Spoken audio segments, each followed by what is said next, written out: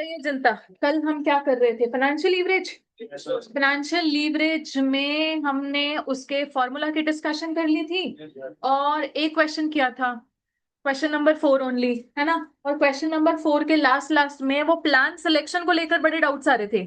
Plan 3 क्यों, why not plan 4, ये वो। अभी के लिए इस चीज को छोड़ दो। एनीवे क्वेश्चन ने चीज हमसे पूछी भी नहीं थी, वो तो हम एक्स्ट्रा एनालिसिस में चले गए थे।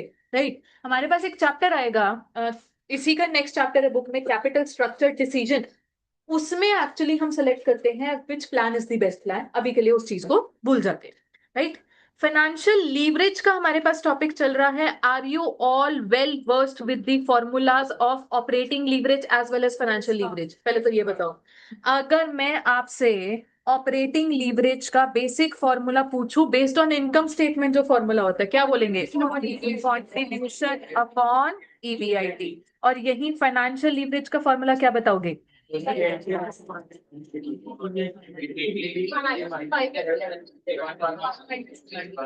है ना। होता क्या है कि फाइनेंशियल लीवरेज निकालते वक्त इन 90% of the questions preference dividend होगा ही नहीं। तो आपका डिनोमिनेटर सिंप्लीफाई होकर क्या बन जाता है? Just EBT, formula EBIT upon EBT. Now बहुत सारे आईसीआई क्वेश्चंस में आपको सॉल्यूशन में ईबीआईटी अपॉन ईबीटी दिख जाता है। In fact some of the authors, specially BCom authors, पता है कैसे बोलते हैं? When there is no preference dividend, formula will be EBIT upon EBT, and when there is preference dividend, formula will be this. अरे भाई, प्रेफरेंस डिविडेंड नहीं है तो ये सेक्शन तो अपने आप ही जीरो हो गया ना, है ना। होता क्या है कि बच्चे की टेंडेंसी होती है पहला पहला फॉर्मूला याद करने की, या जो फॉर्मूला ज्यादा यूज होता है। मैं अपनी तरफ से ना बुक में आपको दो फॉर्मूला लिखवाऊंगी, कल समझाने के लिए जरूर ईबीआईटी अपॉन ईबीटी एक बार लिख दिया था। बट बुक में हमारे लिए फाइनली फॉर्मूला क्या है? प्रॉपर वाला, जिसमें प्रेफरेंस डिविडेंड का भी मेंशन है। इनफैक्ट कॉपी में भी in each and every question we are going to write the proper formula, चाहे क्वेश्चन की शक्ल से पता था कि उसमें प्रेफरेंस डिविडेंड नहीं है। स्टिल आप आदत सिर्फ और सिर्फ ईबीआईटी अपॉन ईबीटी की डालेंगे नहीं, आपने आदत प्रॉपर फॉर्मूला की हर क्वेश्चन में डालनी ही डाल। ठीक। अच्छा, मुझे परसेंटेज चेंज के बारे में बताओ। ऑपरेटिंग लीवरेज का परसेंटेज चेंज वाला फॉर्मूला क्या था? परसेंटेज चेंज अपॉन, बहुत बढ़िया। और फाइनेंशियल लीवरेज का सलोनी चेयर ले आओ ऑफिस में। Percentage change in EBIT. फिर कल हमने ये भी डिस्कस किया कि जब प्रेफरेंस डिविडेंड नहीं है, वहां पर, सिर्फ वहां पर परसेंटेज चेंज इन ईपीएस को आप परसेंटेज चेंज इन ईएटी या परसेंटेज चेंज इन ईबीटी भी बोल सकते हो। बट ये कब होगा? Only and only when preference dividend is निल। ठीक। पर जहां पर प्रेफरेंस डिविडेंड है, परसेंटेज चेंज इन ईपीएस अलग चीज है, परसेंटेज चेंज इन ईबीटी अलग चीज है। राइट। ओके जी। नाउ क्वेश्चन ही क्वेश्चन चलेंगे अब तो। क्वेश्चन नंबर 5 पर सभी बच्चे आ जाएं। Question number 5 please.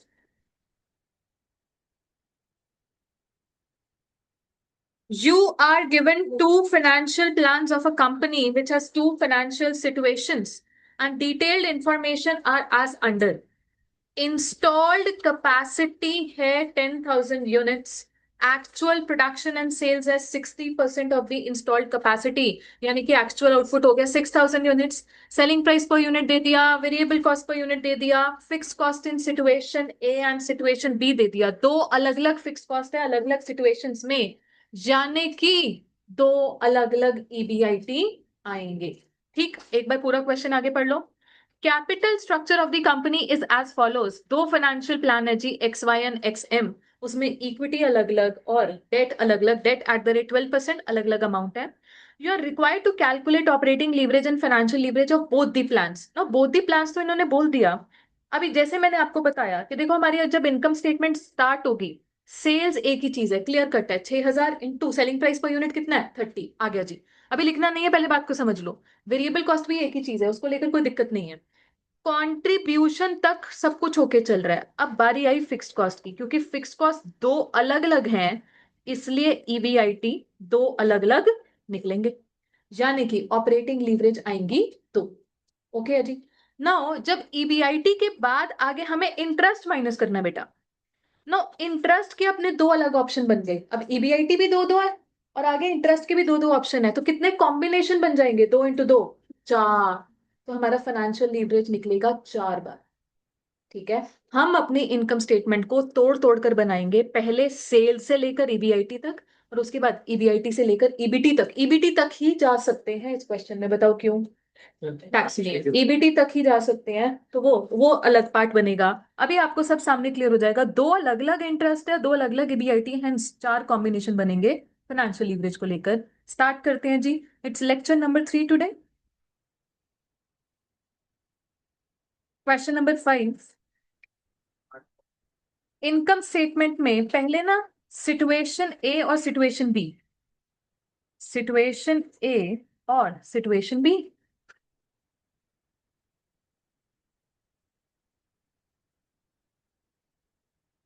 Sales minus variable cost आपके पास आएगा जी। कंट्रीब्यूशन, फिर contribution minus fixed cost, EBIT. EBIT तक पहुंचो और यही साथ के साथ ही ऑपरेटिंग लीवरेज निकाल लो।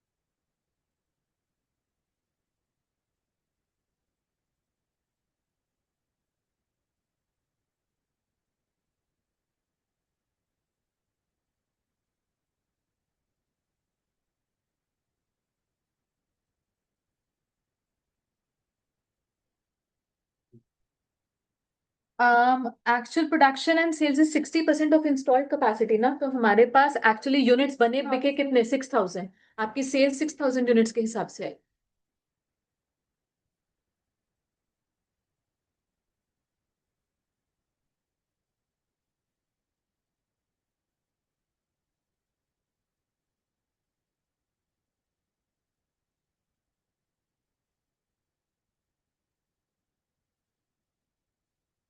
बिल्कुल ठीक है। 1.7 बिल्कुल ठीक है।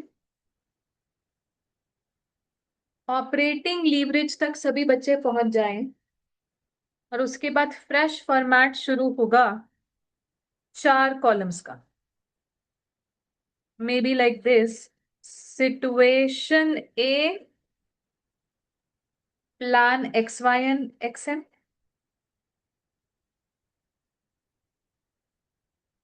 देन सिचुएशन बी,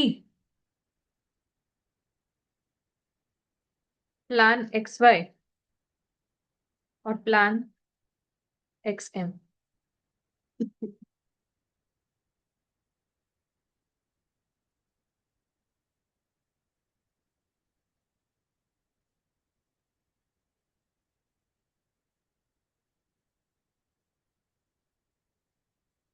ईबीआईटी से शुरू करेंगे। 40,000, 35,000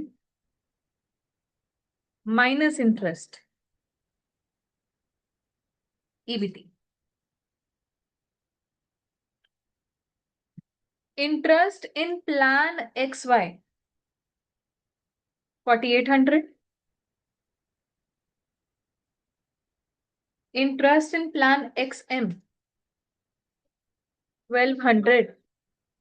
जो भी ईबीटी आपके पास आ रहे हैं आप लिख लो, बेशक मुझे मत बताओ। सीधा उसके बाद financial leverage. Like I said, इधर क्लियर कट फाइनेंशियल लीवरेज का फॉर्मूला ईबीआईटी अपॉन ईबीटी तो है। आप पूरा पूरा फॉर्मूला लिखने की आदत रखें।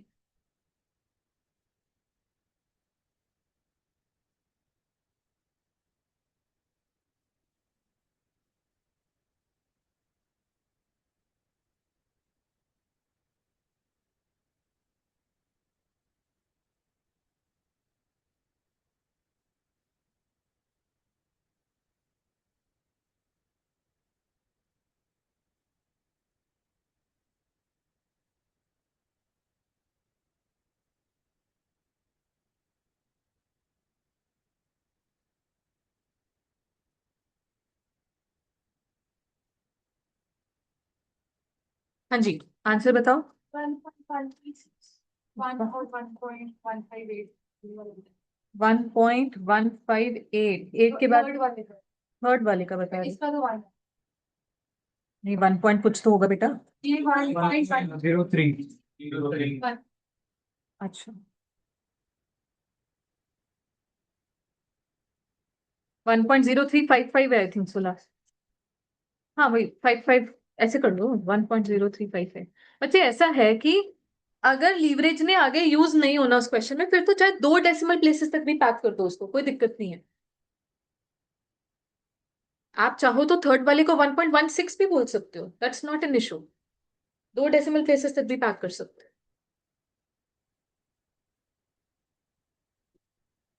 तो आंसर देख लीजिए, लगभग लगभग यही आ रहे हैं। This was question number 5। इसके बाद जिनके पास हो गया है they can start reading question number 6 करना है, अभी नहीं करवाऊंगी।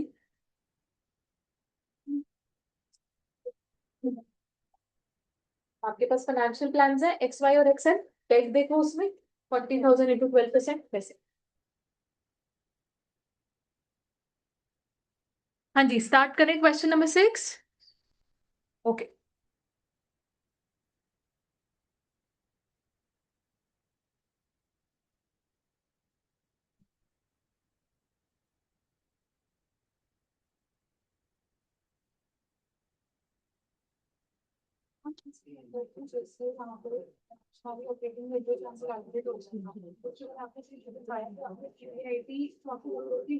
यस। हाँ जी। हाँ, क्वेश्चन नंबर 6 बेटा जी, पढ़ते हैं question number 6। Capital structure of GCPL limited is as follows. Equity share capital, preference share capital, debentures. Additional information में profit after tax, tax rate being 30%, आपको पैट दिया हुआ है। Operating expenses including depreciation 90,000 being 1.5 times of EBIT. बेटा operating expenses क्या, ध्यान से देखो। वैसे हम कैसे काम करते हैं, सेल्स में से वेरिएबल कॉस्ट माइनस करते हैं तो कंट्रीब्यूशन आता है, कंट्रीब्यूशन में से फिक्स कॉस्ट माइनस करते हैं तो ईबीआईटी आता है। ना variable cost as well as fix cost मिलाकर ऑपरेटिंग एक्सपेंस बन जाएगा। बिकॉज क्यों ऑपरेटिंग एक्सपेंस नाम बन रहा है, मुझे बताओ। ईबीआईटी का दूसरा नाम क्या है, ऑपरेटिंग प्रॉफिट। तो ऑपरेटिंग प्रॉफिट को कमाने के लिए जो खर्चा किया वो ऑपरेटिंग एक्सपेंस हो गया, तो उसमें फिक्स कॉस्ट भी आ गया और वेरिएबल कॉस्ट भी आ गया। Equity share dividend 15%, market price पर इक्विटी शेयर 20। रिक्वायरमेंट्स जो भी है, आपका फोकस फिलहाल पहली और पहली रिक्वायरमेंट पर। Calculate operating and financial leverage, बनाओ income statement, and I think so possible है इसको पूरा पूरा ईपीएस तक लेकर जाना। ईपीएस सेल्स से शुरू करके ईपीएस तक इनकम स्टेटमेंट का पहले ब्लैंक फॉर्मेट तैयार करो, blank format. Question number 6, income statement का ब्लैंक फॉर्मेट।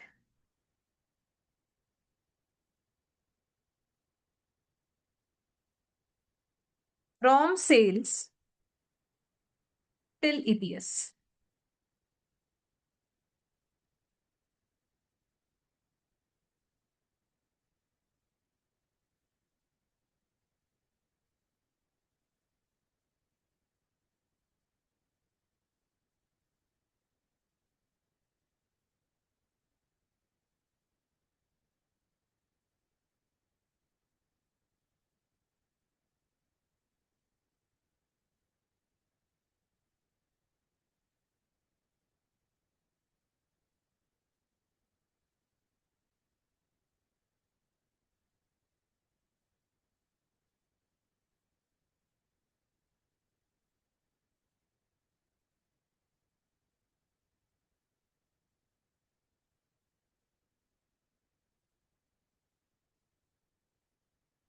हाँ जी, क्वेश्चन में whatever information is available with you, जो कैपिटल स्ट्रक्चर गिवन है वहां से एटलीस्ट मुझे ये पता चल रहा है number of equity shares is 80,000। Agree. 8 lakh की इक्विटी शेयर कैपिटल है, face value of 10 each. Preference share capital given है जी 6,25,000, उस पर प्रेफरेंस डिविडेंड 8%, कितना हो गया 50,000। ये एक माइनस होने वाली चीज है। फिर ऐसे ही डिबेंचर्स पर इंटरेस्ट,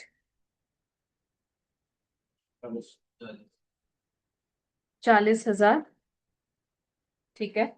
उसके बाद प्रॉफिट आफ्टर टैक्स आपके पास है 1,82,000, और क्योंकि टैक्स रेट 30% है, 140 क्या चीज, 260 होगा। आप ईबीटी निकाल सकते हैं। देखो, अगर टैक्स 30% देना है तो टैक्स के बाद कितना बच जाता है, 70%। तो अगर 70% 1,82,000 है, तो आप ये अमाउंट मुझे कितनी बता रहे हैं, 260।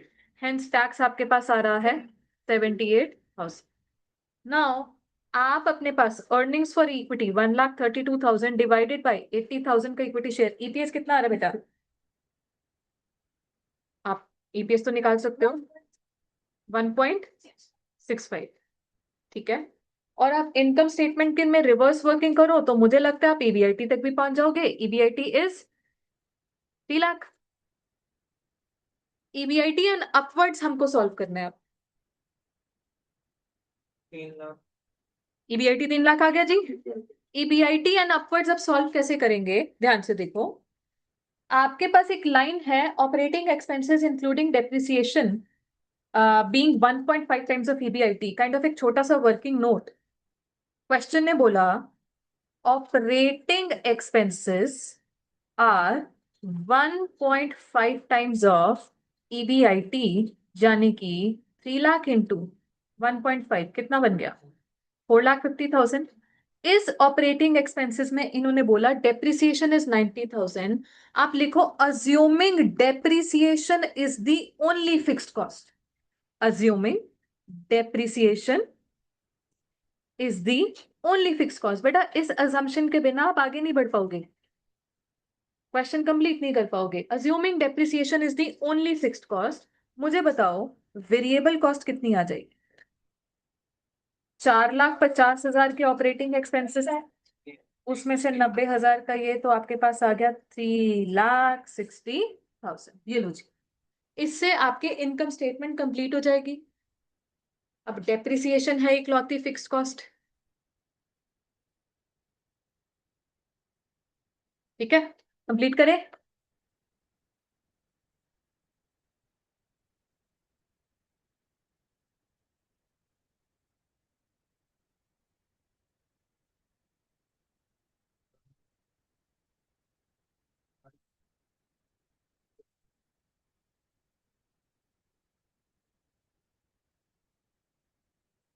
ओके, नाउ प्लीज कैलकुलेट पहली requirement, operating leverage and financial leverage निकालो।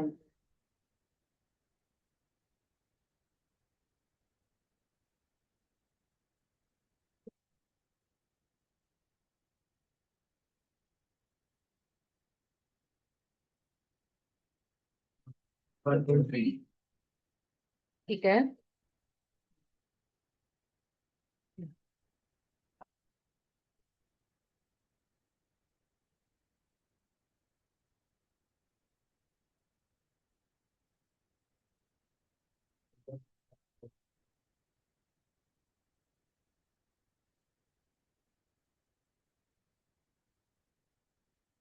फाइनेंशियल लीवरेज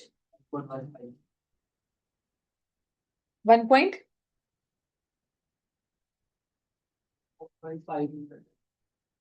ठीक है, 1.59। टैक्स बेटा 30% है। प्रॉपर फॉर्मूला लगाना फाइनेंशियल लीवरेज का, हर क्वेश्चन में प्रॉपर फॉर्मूला लिखने की आदत डाल लो।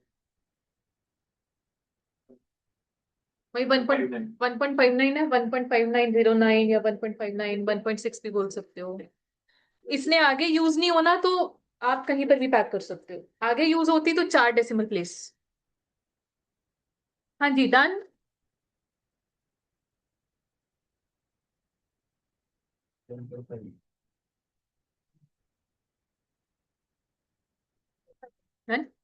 चलिए second requirement please, cover for preference and equity share of dividend.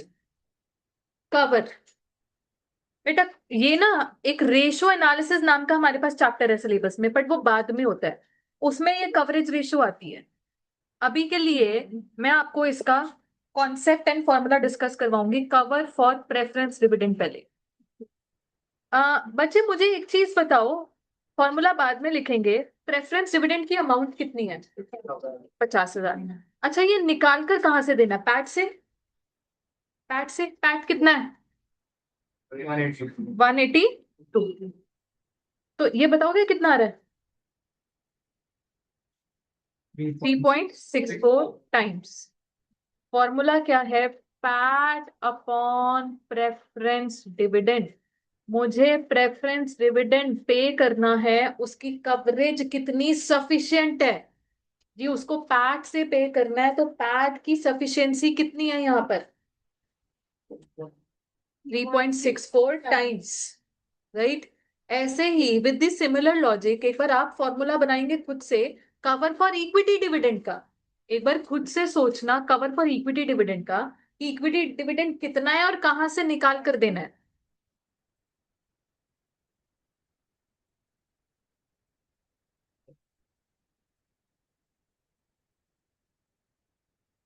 Formula की जगह छोड़ी। हाँ जी।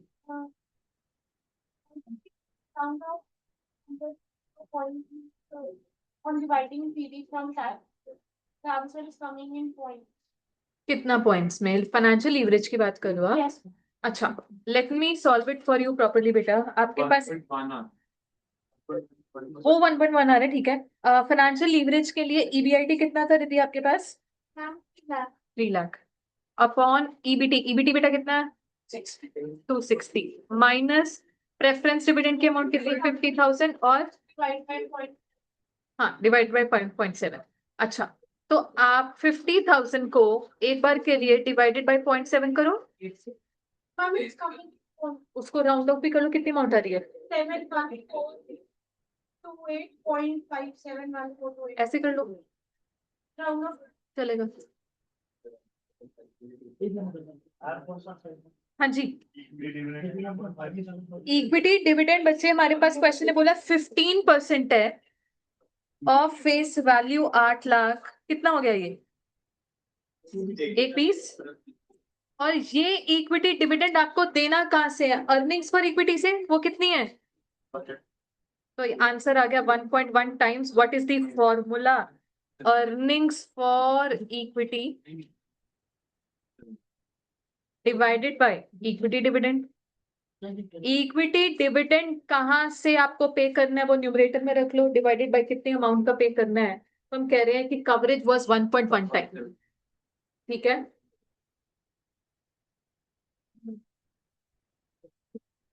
इफ आई आस्क यू, कोई भी डिविडेंड है उसकी ideal coverage ratio less than 1 या इक्वल टू 1 या मोर देन 1 क्या होनी चाहिए? More than 1। Of course less than 1 का क्या मतलब हो जाएगा? है ही नहीं। अगर प्रेफरेंस डिविडेंड में लेस देन 1 है, इसका क्या मतलब है? Part is not sufficient enough to pay off the dividend. Exactly equal to 1 का क्या मतलब हो जाएगा? सारा ही खत्म हो जाएगा।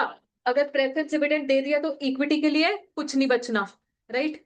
अच्छा, मोर देन 1 हमेशा आइडियल है, रादर हम बोलेंगे 1.1 भी इक्विटी डिविडेंड के लिए बड़ा कम नंबर था, रिटेन अर्निंग ज्यादा नहीं बचेंगी, ठीक है। We would always want this number to be higher and higher, ठीक। ओके है जी। ऐसे ही रेशियो एनालिसिस चैप्टर में आपसे इंटरेस्ट कवरेज रेशियो पूछी जाती है, खुद ही बनाओगे फॉर्मूला उसका? बताओ, इंटरेस्ट कवरेज रेशियो बोलो। EBIT upon interest. इंटरेस्ट कहां से पे करना है? ईबीआईटी से पे करना है, सिंपली ईबीआईटी अपॉन इंटरेस्ट। ये रेशियो एनालिसिस चैप्टर में सब आएगा सामने, डोंट वरी अबाउट इट। जो भी है, third requirement, earning yield ratio, ये भी मैंने ही बतानी है बच्चे। ये यील्ड वर्ड हमेशा point of view of investor से होता है, ठीक है। इन्वेस्टर कोई रेशो निकाल रहा है, वो ये कहता है कि अगर आज एक शेयर में पैसा लगाए तो कितना लगाएगा? एमपीएस, जिसको हम बोलते हैं मार्केट प्राइस पर शेयर।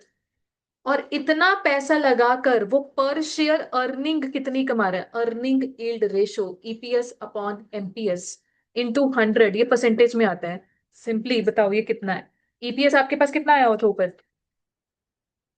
1.65। 1.65 upon MPS, MPS 20। ये बताओ कितना आ रहा है? 0.3।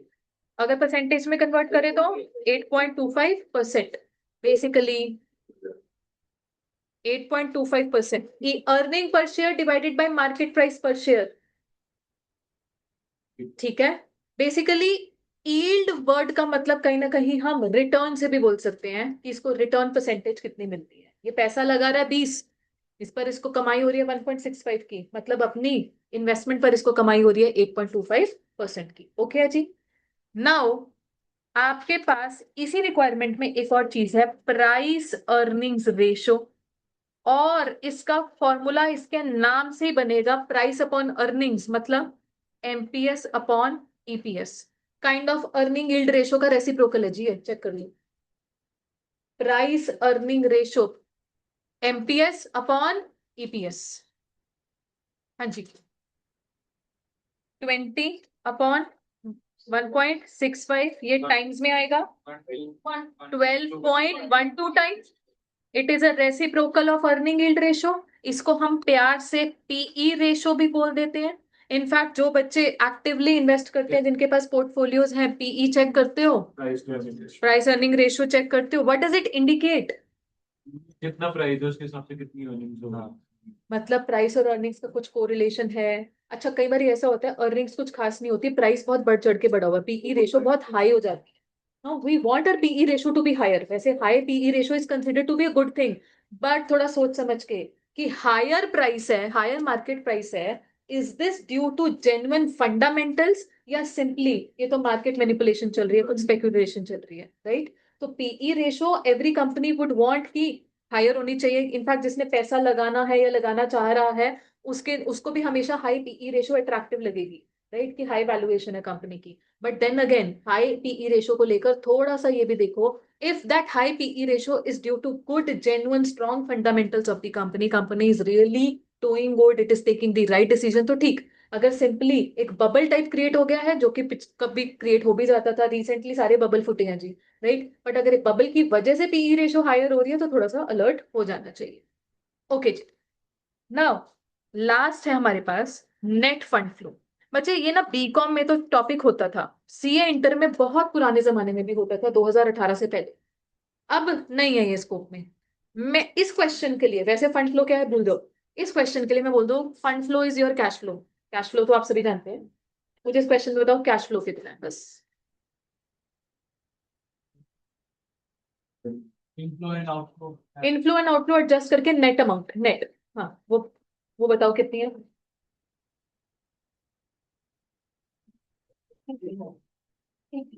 80,000। मैं ऑप्शन देख लेती हूँ एक बारी। एक आंसर आ रहा है बेटा जी 80,000, आई एम नॉट कंफर्मिंग और डिनाइंग दिस। 52, 52 और बताओ जी, और बताओ ऑप्शन।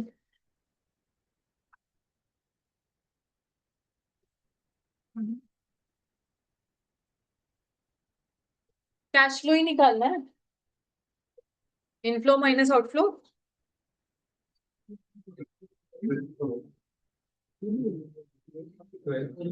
12,000। और अच्छा 52,000 काटना है, और बताओ वैरायटी चाहिए। हाँ जी मिष्टी। नहीं, कैश फ्लो ही तो निकालना है बेटा, इनफ्लो माइनस आउटफ्लो। बोलो बोलो।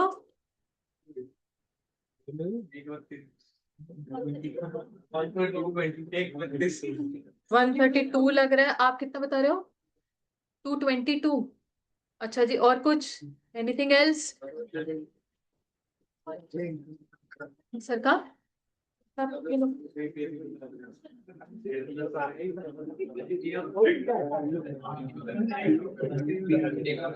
जी। अच्छा, एक एक जने से आपका आंसर क्या है आगे स्क्रीन पर? हाँ जी, आपका आपका 1297 यहाँ पे। हिमानी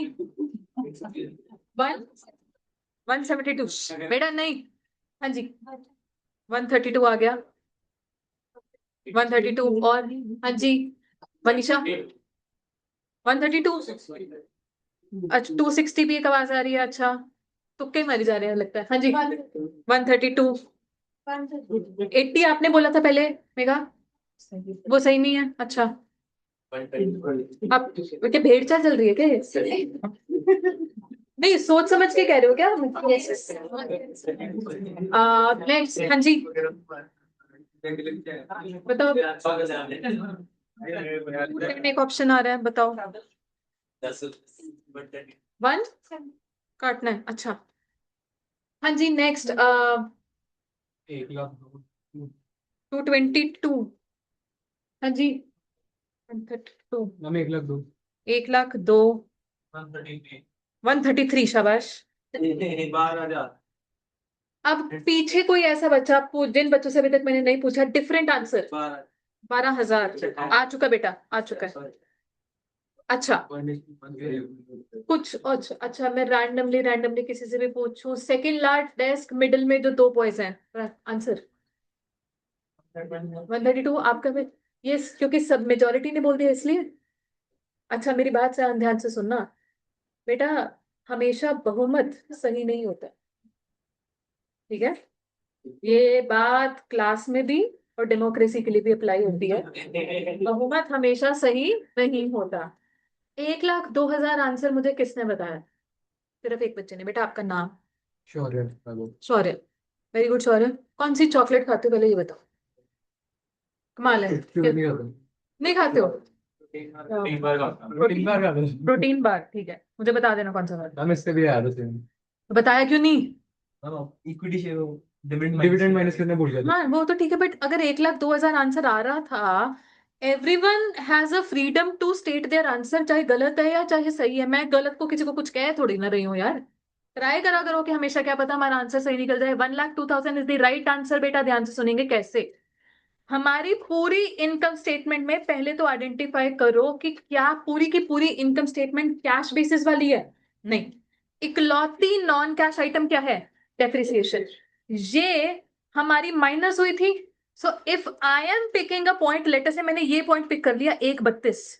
1,32 की कैलकुलेशन में 90,000 की नॉन कैश आइटम माइनस हुई थी। तो पहला पॉइंट तो यही है कि जिसको हमने एड बैक करना है। मैंने अभी काम शुरू किया, मैंने लिखा earnings for equity. Earnings for equity 1,32, इसमें एड बैक कर दो डेप्रिसिएशन 90,000। ये बात तो समझ में आती है। कुछ बच्चों ने 2,22,000 आंसर भी बताया था, ठीक है? तो यहां तक तो ओके हो गई थी चीज। बट आप सोचो 1,32,000 पर क्या मेरा कैश का आना जाना बंद हो गया था? उसके बाद कुछ नहीं हुआ था? हुआ था क्या? इक्विटी डिविडेंड भी तो गया था, वो भी तो कैश आउटफ्लो है बच्चे। कितना था इक्विटी डिविडेंड? 1,20। तो आपके लिए नेट फंड फ्लो कितना हो गया? लो जी, ठीक, सभी को क्लियर? अब जो भी आपके पास अमाउंट्स आ रही थी, अब किसी ने इक्विटी डिविडेंड तो माइनस कर दिया, डेप्रिसिएशन एड बैक करना भूल गए, तभी आंसर 12,000 भी आ रहा था एक, है ना? बाकी 2,60 12,97 2,10 वाला मेरे को पता नहीं क्या कैलकुलेशन करिए, छोड़ दो। छोड़ दो ना, छोड़ दो। सही अरे हो गया, हो गया, वो हो गया, कोई बात नहीं, ठीक है। चलो आगे बढ़े प्लीज। राइट, क्वेश्चन नंबर 8 पहले करेंगे। Question number 8। हाँ जी, एक सेकेंड। इक्विटी डिविडेंड आपने एक रिक्वायरमेंट थी, शेयर डिविडेंड का वो निकाला था, कवरेज अभी तक तो निकाला है ना, यही पे 1,20 निकाल के रखा था। हाँ जी, पीई रेशियो देखो, मीनिंग अभी नहीं बट लेटर ऑन एक्सप्लेन करेंगे। बेटा requesting silence please. Question number 8 की रीडिंग लीजिए। पीई रेशियो बेसिकली ना अर्निंग को लिंक करती है विद द प्राइसेस। ऐसे ही होता है कि लेट अस से a company is not earning very good, उसका डिनोमिनेटर तो बहुत नीचे है, बट उसका प्राइस शूट अप करता जा रहा है, मार्केट वैल्यूएशन, मार्केट प्राइस पे, तो पीई हाई होती जाएगी, हाई होती जाएगी। तो हम ये भी बोल सकते हैं कि लेट अस से पीई हाई हो गई है, मतलब हाई मार्केट प्राइस पर शेयर चल रहा है कंपनी का। मैं अगर कंपनी में आज पैसा लगाऊं और इसके प्राइस अच्छे चल रहे हैं, पीई रेशियो बढ़ती जा रही है, मतलब कल को मेरी वेल्थ का भी प्राइस जो है, मतलब मेरी होल्डिंग का भी प्राइस बढ़ जाएगा, बहुत अच्छी बात है। बट कहीं ऐसा तो नहीं है कि ये प्राइस का बढ़ना, क्योंकि अर्निंग तो इतनी खास है नहीं है, ये प्राइस का बढ़ना is actually due to other artificial reasons which are not good, which do not indicate good performance of the company. कहीं ना कहीं वो बबल फूट तो नहीं जाएगा, ये भी डर है। तो हमेशा ही बोलते हैं कि हमेशा प्राइस वैल्यूएशन को एक बार अर्निंग पर शेयर से कोरिलेट कर लेना चाहिए। इकलौता प्राइस मत देखो, उसको कोरिलेट करो विद द अर्निंग्स, ये चीज। हाँ जी। कवर का ये मतलब है कि लेटस से आप बाहर मार्केट में लेटस से 2000 का सामान लेने जा रहे हो, ओके, और आपकी पॉकेट में इस टाइम पर 6000 है। तो आप क्या बोलोगे कि मेरे पास उस खर्चे की कवरेज कितनी है? मेरे पास तो जी 3 गुना रकम पड़ी है, मुझे खर्चा 2000 का करना है, मेरी पॉकेट में 3 गुना रकम पड़ी है। सिमिलरली यहां पर है। हाँ जी, क्वेश्चन नंबर 8 स्टार्ट करें बच्चे। Question number 8, from the following details of X Limited, prepare income statement for the year ended 31st December. Financial leverage दे दीजिए, interest दे दिया, operating leverage, variable cost as a percentage of sales and income tax rate. Question की requirement है कि leverage बता दी, आप income statement बनाओ। तो income statement का एक ब्लैंक फॉर्मेट रेडी कर लो, और जो जो चीज हमें समझ में आती है हम लिख देंगे। क्या चीज नहीं करवाना? होमवर्क लेने की ज्यादा जल्दी हो रही है आपको? आज मिलेगा और बहुत भर भर के होमवर्क दूंगी आज मैं। हाँ जी, ये तो आई थिंक सो आपको पता होना चाहिए कि मैं होमवर्क बहुत देती हूँ। बेटा होमवर्क को मेरी तरफ से आशीर्वाद समझा करो, रोज आशीर्वाद लेकर जाया करो, अच्छी बात है ना।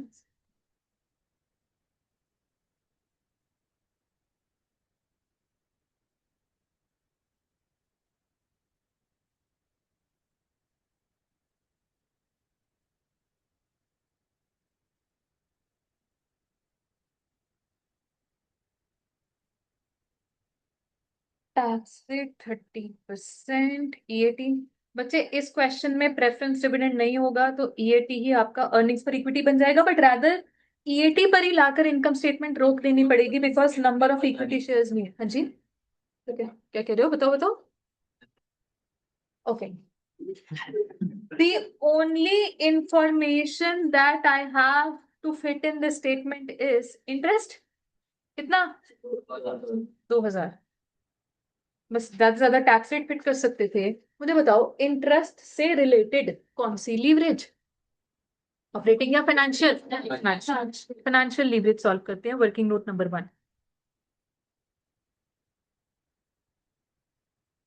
फाइनेंशियल लीवरेज का पहली बार तो लिखो जी proper full fledged formula.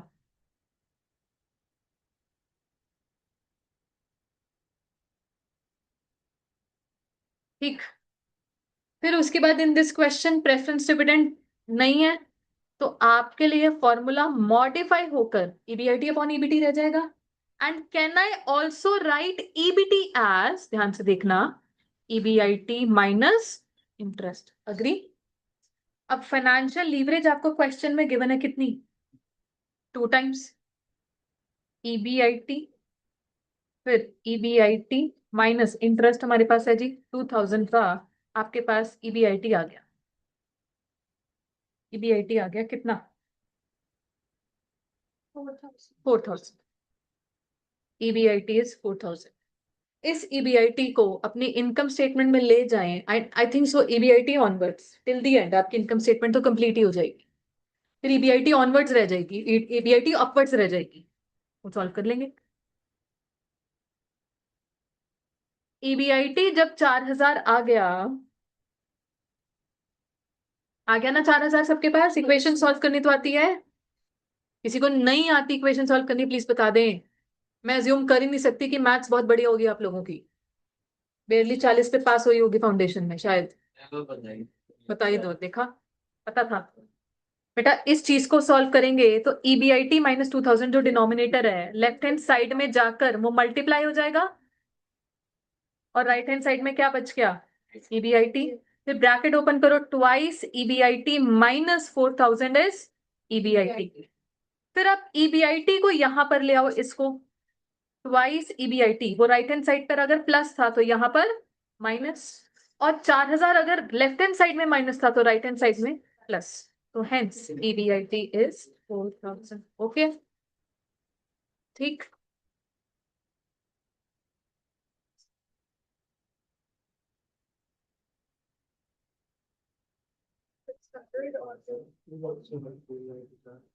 Now operating leverage का इस्तेमाल करो, कंट्रीब्यूशन आ जाएगी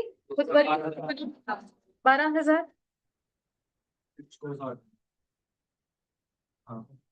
वर्किंग नोट खुद बनाओ, डायरेक्टली फॉर्मूला लगेगा ऑपरेटिंग लीवरेज का, कंट्रीब्यूशन अपॉन ईबीआईटी, और कंट्रीब्यूशन आ गई 12,000। ठीक है। Now last information, working note number 2 मेरे स्क्रीन पर रखने की जरूरत है कि हो जाएगा? हो जाएगा। वर्किंग नोट नंबर 3, बेटा क्वेश्चन है, हमें बताया variable cost as a percentage of sales is 75%। ठीक है, फिर 12,000। ऑपरेटिंग लीवरेज का फॉर्मूला लगाओ, contribution upon EBIT. Operating leverage आपको गिवन है 3, कंट्रीब्यूशन मालूम नहीं, ईबीआईटी तो मालूम है,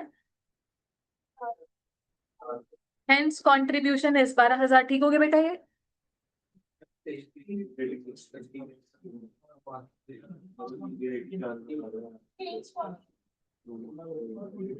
हाँ जी। Working note number 3, since variable cost is 75% of sales implies contribution is 25% of sales। बोल सकते हैं? कल ही आपने, शायद कल या परसों, आपने एक फॉर्मूला लिखा था पीवी रेशो का, याद है? PV ratio, profit volume ratio, जिसका मीनिंग क्या था? कंट्रीब्यूशन सेल्स का कितना परसेंट है। और आपने ये भी समझा था कि पीवी रेशो और वेरिएबल कॉस्ट रेशो मिलाकर 100% बन जाता है। तो अगर वेरिएबल कॉस्ट सेल्स का 75% है तो पीवी रेशो 25% है। पीवी रेशो का मतलब कंट्रीब्यूशन सेल्स का 25% है। ओके है ये चीज?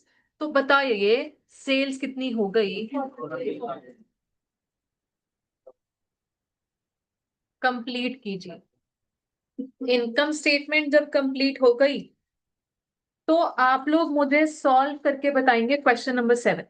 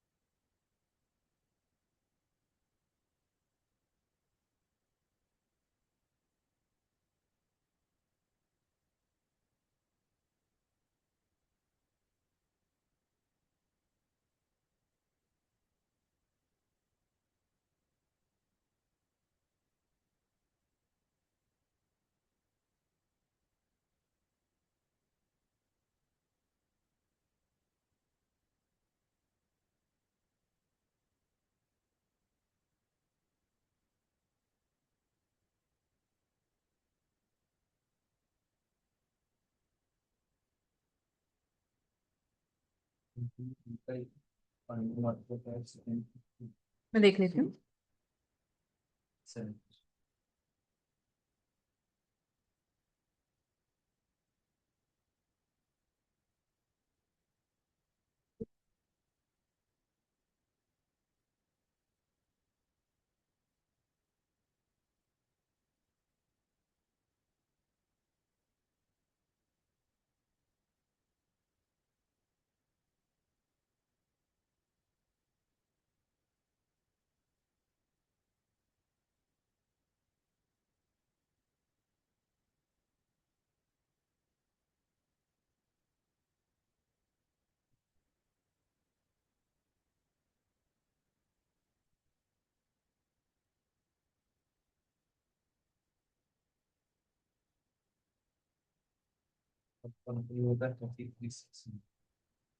मैं चेक कर लेती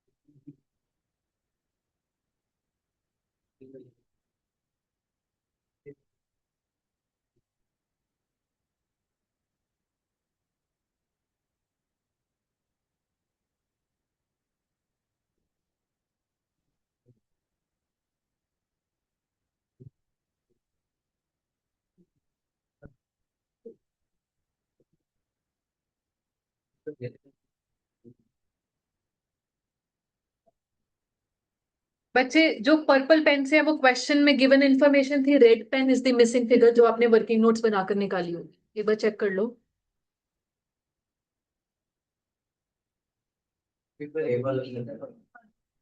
हाँ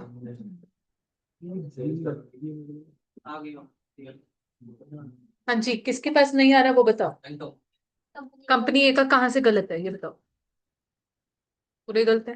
कंपनी ए की इंफॉर्मेशन है मेरे पास financial leverage, okay. Financial leverage का वर्किंग नोट जब मैं बना रही हूँ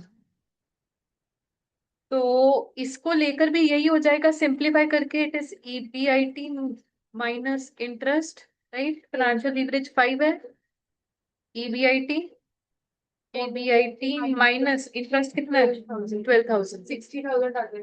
क्या चीज ईबीआईटी 60,000 कैसे आ रहा है?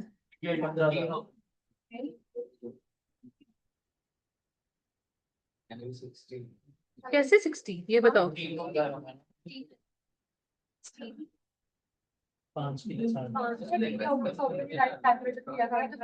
बेटा वर्किंग नोट पूरा लिख कर सॉल्व करो।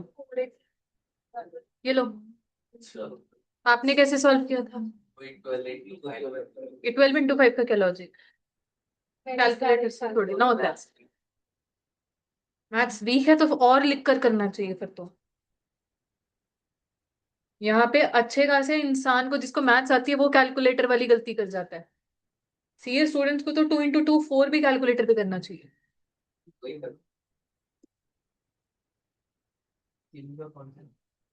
सेल्स और कंट्रीब्यूशन कैसे, हमारे पास वेरिएबल कॉस्ट तो है ही दोनों सिचुएशंस में। As long as I have arrived at contribution I will add back variable cost to it to arrive at sales. Contribution में वेरिएबल कॉस्ट जोड़ दो, सेल्स आ गया। लीजिए, किसी को कोई प्रॉपर वर्किंग नोट चाहिए सामने तो बता सकते हैं।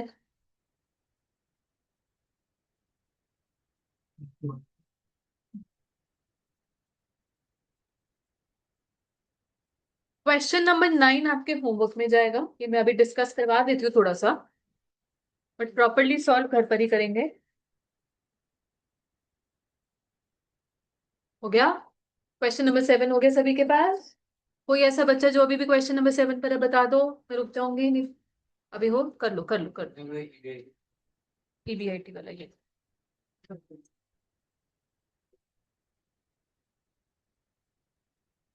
इसे एक्सप्लेन करूं?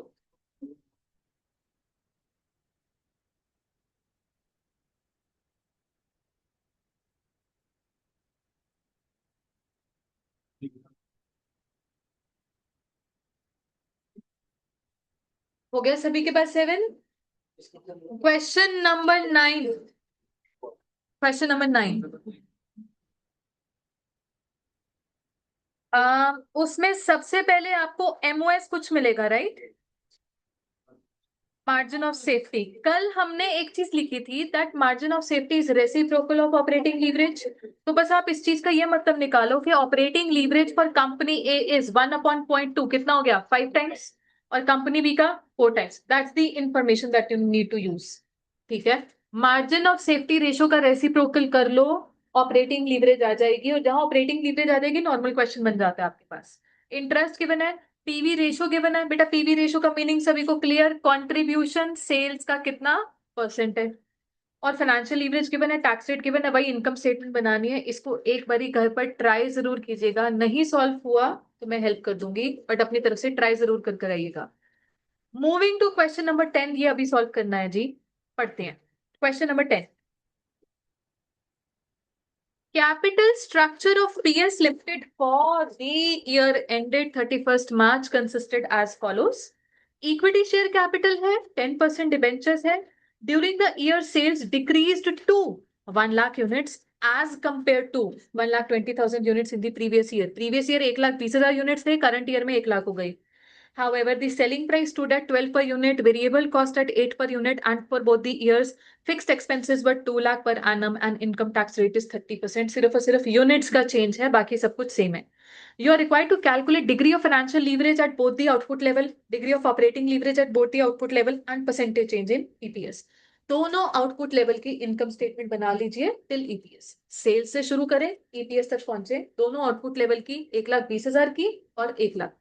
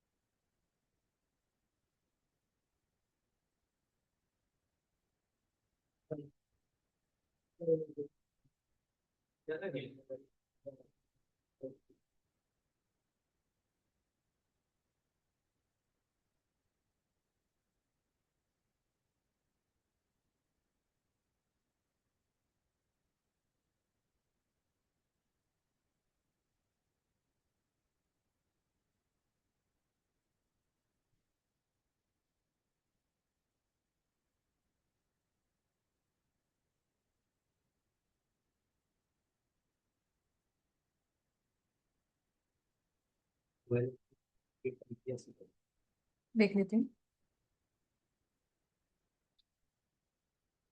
12.8.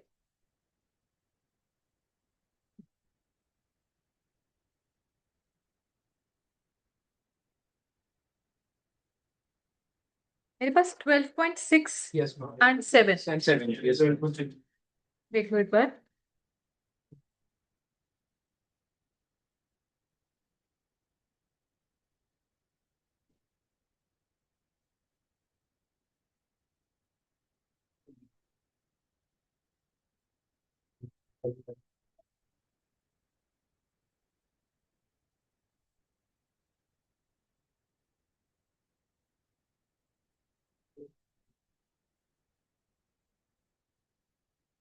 इनके पास इनकम स्टेटमेंट बन गई है, यहीं पर ही financial leverage and operating leverage निकालने.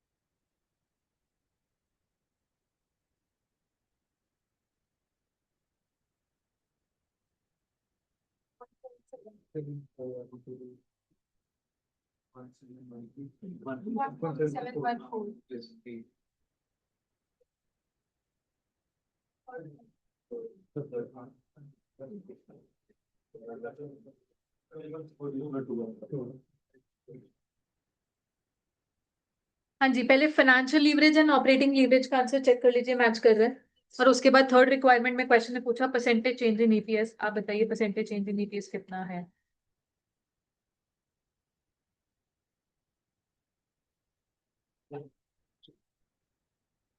ईपीएस चेंज हो रहा है बच्चे 5.6 से, है ना? 44 कहाँ से? 12.6 से। तो आंसर आप बिल्कुल ठीक बता रहे हैं, 44.44%। लीजिए 12.6। बेटा आप ये चेक करो ओरिजिनल क्या है। प्रीवियस ईयर यूनिट्स थे 1,20,000, तो 1,20,000 पर तो ईपीएस 12.6 थी ना। Original EPS is 12.6।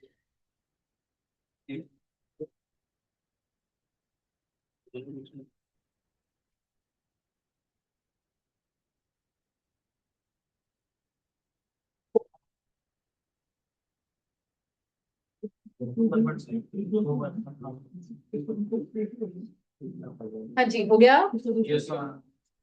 अच्छा, इसी क्वेश्चन में कुछ एक्स्ट्रा बात करते हैं। मुझे बताओ ईपीएस डिक्लाइन हो रहा है 44.44% से, तो ये चेंज है, ये डिक्लाइनिंग साइड पर है। ईपीएस डिक्लाइन होने का इकलौता कारण क्या है?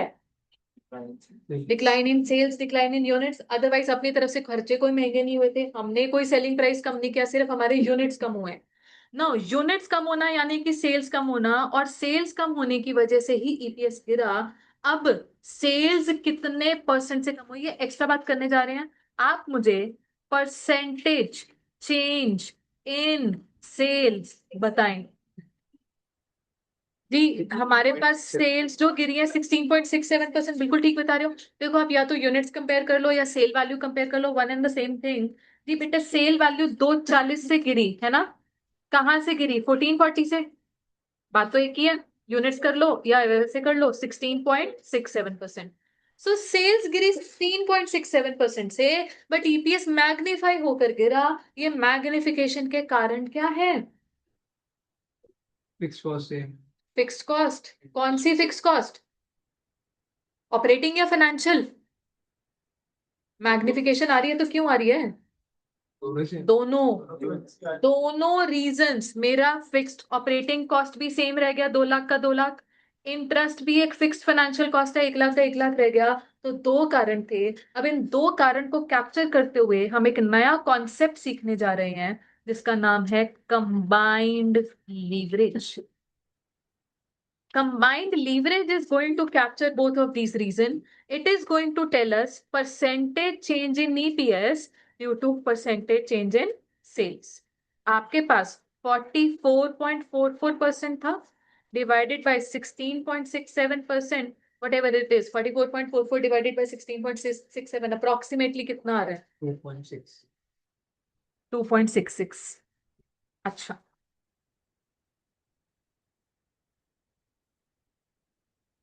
ठीक है।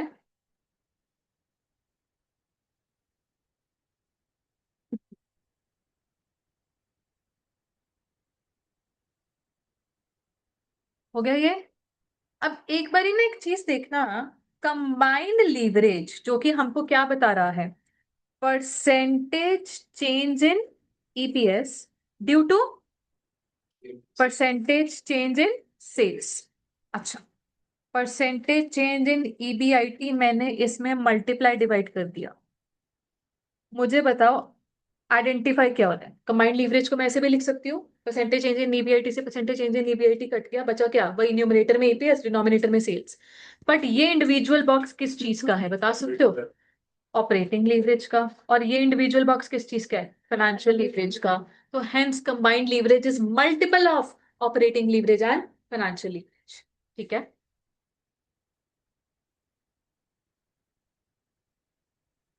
और इनके इंडिविजुअल फॉर्मूला भी रख लो। ऑपरेटिंग लीवरेज का अपना फॉर्मूला क्या था, एक और कंट्रीब्यूशन अपॉन ईबीआईटी, और फाइनेंशियल लीवरेज का क्या था, ईबीआईटी अपॉन ईबीटी माइनस। अब आप वही देखो, अगर मल्टीप्लाई करना है फिर ईबीआईटी से ईबीआईटी कैंसिल हो जाता है, तो कंबाइंड लीवरेज का इनकम स्टेटमेंट बेस्ड फॉर्मूला क्या बच गया, contribution upon EBT minus pre tax preference dividend. बेटा वैसे तो बुक में सब लिखा हुआ है, आप लिखना चाहते हो तो लिख सकते हो, वैसे तो बुक में फॉर्मूला है कंबाइंड लीवरेज का।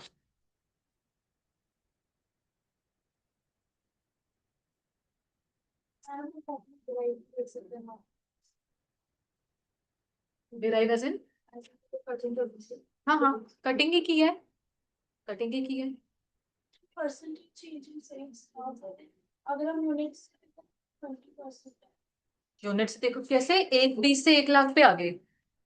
ये आप ओरिजिन 1 20 को लो ना बेटा, ओरिजिन इज 1 20, क्वेश्चन की लैंग्वेज चेक करो, प्रीवियस ईयर हुई सोल्ड 1 20 यूनिट्स।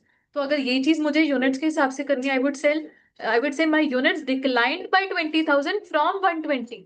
तभी भी आना तो 16.67% ही है। प्रोबेबली आप डिनोमिनेटर में 1 लाख ले लो, 1 लाख तो मेरा रिवाइज्ड है, ओरिजिन नहीं है। Yeah. जो मैंने ग्रीन बॉक्स में किया सिंपली कैसे नहीं आया, मैं तो एक्सप्लेन कर रही हूँ कि देखो परसेंटेज चेंज इन ईपीएस और परसेंटेज चेंज इन सेल्स मेरा कंबाइंड लीवरेज का फॉर्मूला है। मैंने इसमें न्यूमरेटर डिनोमिनेटर में परसेंटेज चेंज इन ईबीआईटी, मतलब न्यूमरेटर में मल्टीप्लाई कर लिया, डिनोमिनेटर में डिवाइड भी कर लिया।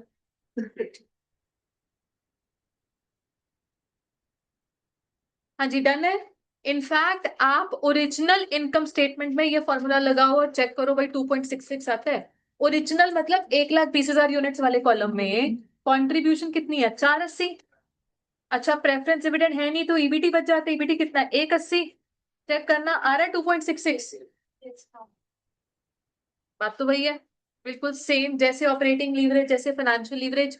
ओरिजिनल इनकम स्टेटमेंट पर ही ये फॉर्मूला लगा दो और फिर ओरिजिन से ही परसेंटेज चेंज मेजर करो, तो दोनों फॉर्मूला सेम आंसर देंगे, 2.66 आंसर आ जाएगा।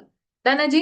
तो ये हमारे पास काइंड ऑफ चैप्टर का लास्ट कॉन्सेप्ट था। 90% of this chapters concept coverage is over. इसके बाद तो भर भर के question he question.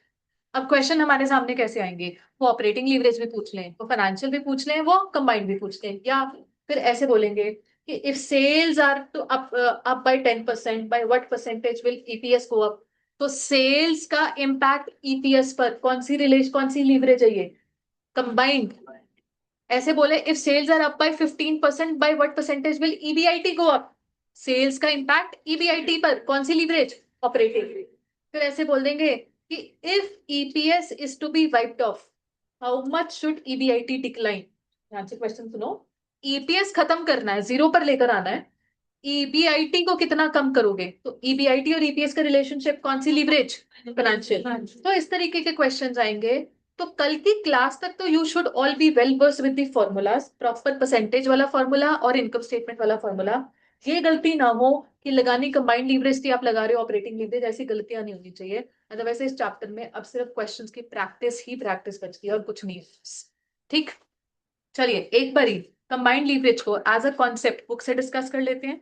So combined leverage is going to tell us the effect that sales changes will have on EPS। इसका एक बेसिक फॉर्मूला और परसेंटेज चेंज वाला फॉर्मूला सब आपको बता दिया जी। और ये भी बुक में लिख लो, ये क्योंकि बुक में क्लियर कट लिखा नहीं होता, that combined leverage is a multiple of operating leverage and financial leverage. अब मेरी बात ध्यान से सुनना, कोई क्वेश्चन आएगा जो आपसे पहली रिक्वायरमेंट में ओएल मांग लेगा, सेकंड में एफएल मांग लेगा, फिर तीसरे में बोलेगा सीएल कैलकुलेट कर लो। हमें पता तो है मल्टीपल है, बट ना मैं इंसिस्ट करूंगी ये वाला फॉर्मूला लगाना, मल्टीप्लाई मत करना। कारण क्यों, कई बार ये भी अप्रोक्सीमेटेड ही होती है, फिर ये भी अप्रोक्सीमेटेड ही होती है, तो मेरा सीएल का आंसर भी थोड़ा सा कॉम्प्रोमाइज हो जाएगा, एक्यूरेसी कॉम्प्रोमाइज हो जाएगी।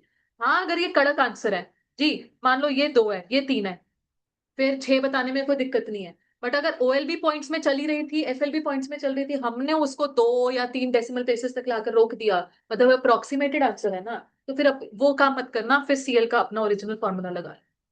ठीक, अच्छा जी।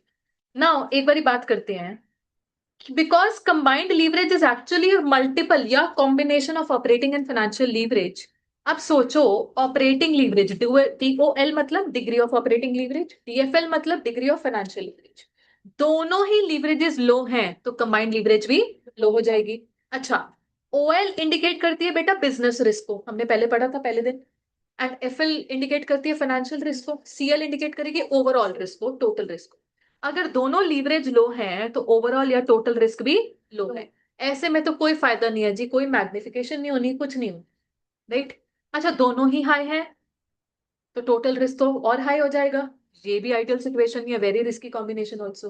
तो ये बोला जाता है to keep overall risk moderate, हमको इसके दो कंपोनेंट्स में से एक को हाई रखना चाहिए और एक को लो रखना चाहिए। तो पॉसिबिलिटीज क्या है?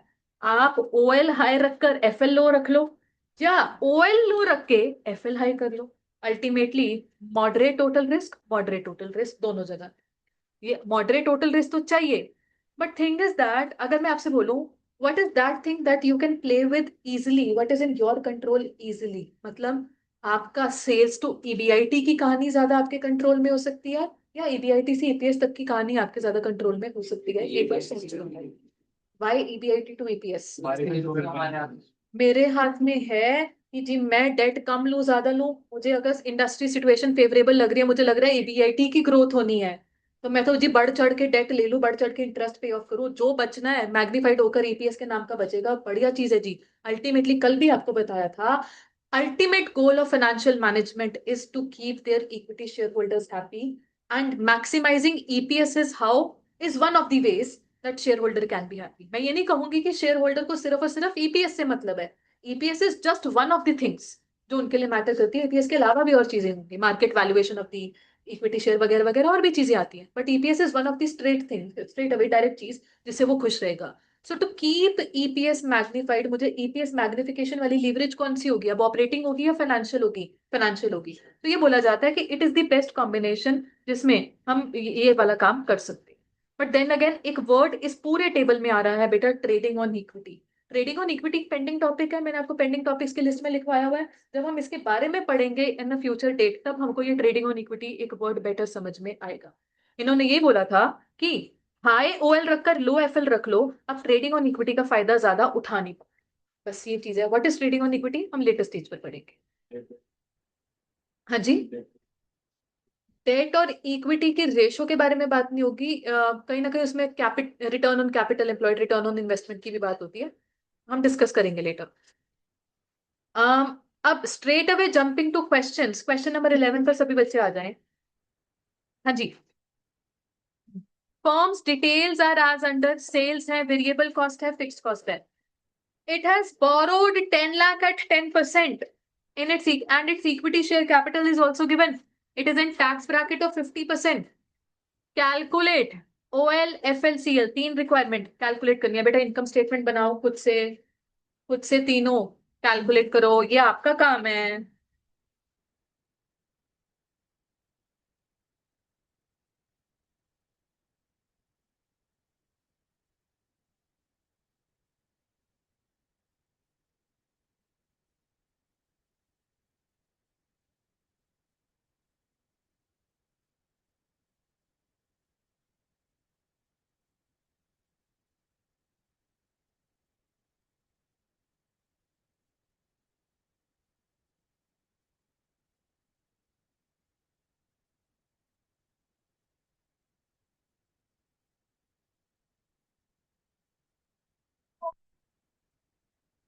हम्म,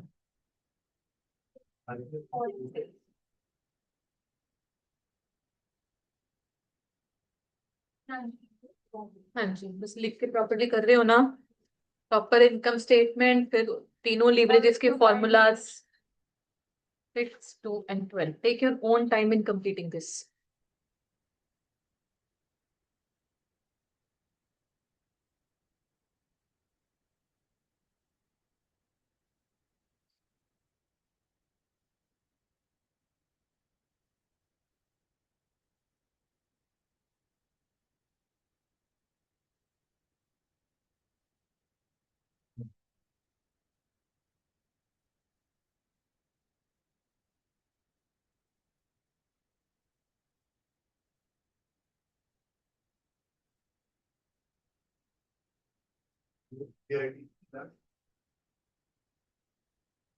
new EBIT, increase in EBIT है 3 लाख, है ना? हाँ जी, तीनों लीवरेजेस आ गई है सभी के पास। Next requirement return on equity, इसका फॉर्मूला लिखिए।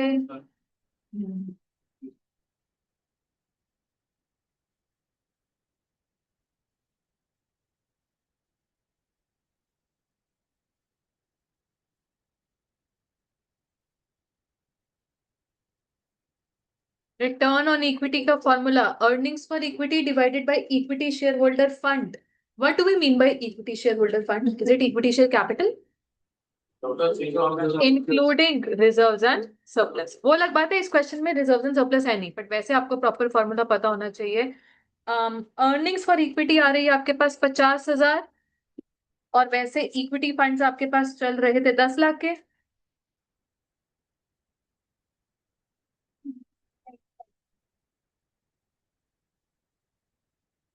Return on equity 5%।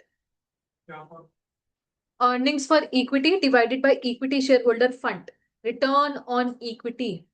Equity share holder के लिए क्या बचता है? अर्निंग्स फॉर इक्विटी बचता है जी, है ना? प्रेफरेंस डिविडेंड वगैरह पे ऑफ करने के बाद जो बचता है, अर्निंग्स फॉर इक्विटी।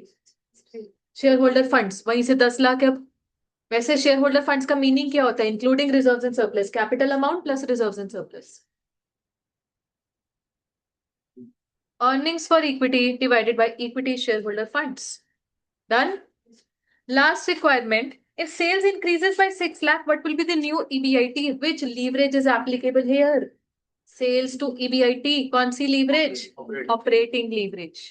मुझे आप परसेंटेज चेंज इन सेल्स बताओ पहले तो। 6 लाख से सेल बढ़ रही है, कहां से? ओरिजिनल सेल्स कितनी है? 24। और फिर लगाओ ऑपरेटिंग लीवरेज का फॉर्मूला।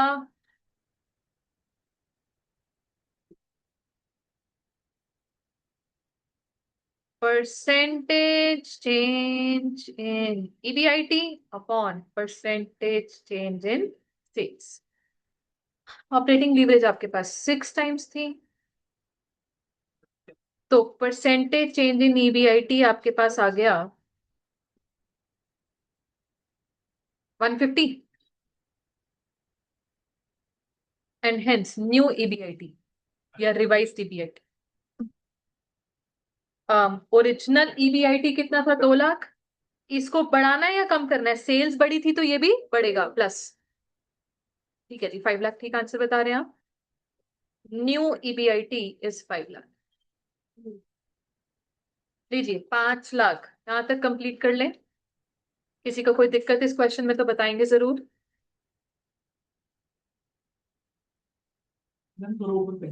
कहां पर, कौन सी रिक्वायरमेंट? रिटर्न ऑन इक्विटी बताइए। ये लो जी, ये रिटर्न ऑन इक्विटी।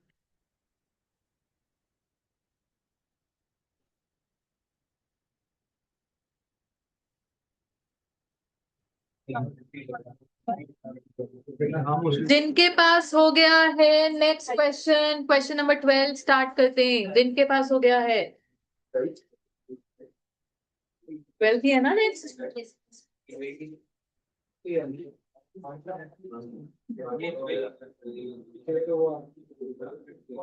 हाँ जी बेटा, बातें नहीं, कोई डाउट है तो बताओ। हाँ जी देखो, ये कह रहे हैं सेल्स अगर बढ़ गई तो ईबीआईटी तो बढ़ेगा बेटा। कितना होगा न्यू ईबीआईटी? इस रिक्वायरमेंट को आंसर करने के लिए मेरे पास ऑप्शन है कि मैं रिवाइज इनकम स्टेटमेंट बना सकूं। सेल्स अगर मैंने 6 लाख से बढ़ा दी तो ईबीआईटी कितना हो जाएगा, राइट? मेरे पास वो ऑप्शन है। बट फिर लीवरेज का कॉन्सेप्ट कब काम में आए?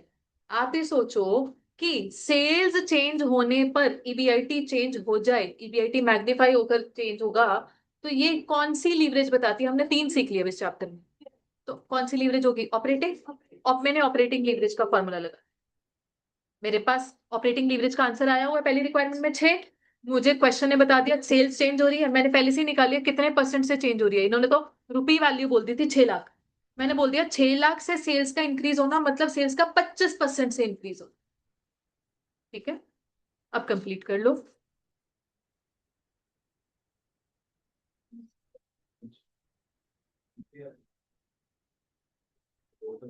हाँ जी, स्टार्ट कर सकते हैं क्वेश्चन नंबर 12। न्यू ईबीआईटी, बेटा ओरिजिनल ईबीआईटी आपके पास कितना है? 2 लाख, उसको 150% से इंक्रीज कर दो।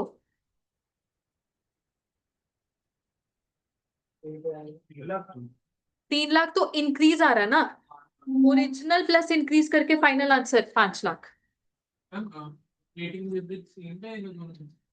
As in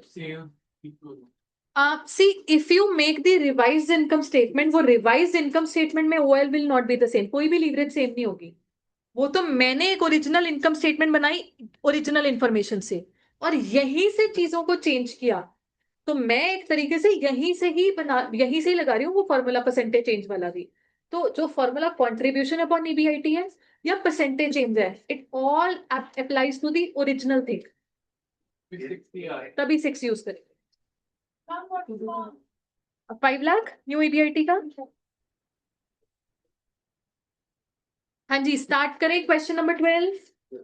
okay, Datatronics Limited, हाँ जी, Datatronics Limited has the following balance sheet and income statement information.